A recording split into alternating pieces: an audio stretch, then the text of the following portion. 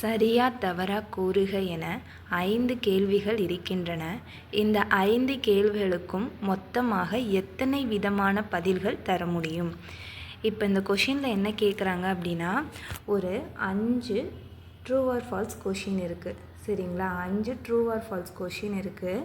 இதுக்கு நீங்கள் எத்தனை விதமாக ஆன்சர் பண்ண முடியும் அப்படின்னு பாசிபிலிட்டிஸ் தான் கேட்குறாங்க. இதுக்கு ஒரு ஷார்ட்கட் இருக்குது. என்ன அப்படின்னா, இப்போ என்ன கேட்குறாங்க, ஒரு 5 ட்ரூ ஆர் ஃபால்ஸ் கொஷின் இருக்குது. அதுக்கு எத்தனை விதமாக நம்ம ஆன்சர் பண்ண முடியும்னு கேட்குறாங்க. இந்த மாதிரி கேட்டாலே நமக்கு இதை ஞாபகம் வச்சுக்கோங்க. வாய்ப்புகள் பவர் கொஷின். ஓகேங்களா? வாய்ப்புகள் பவர் கொஷின். இப்போ வாய்ப்புகள்னால் இந்த இடத்துல என்ன வரும்?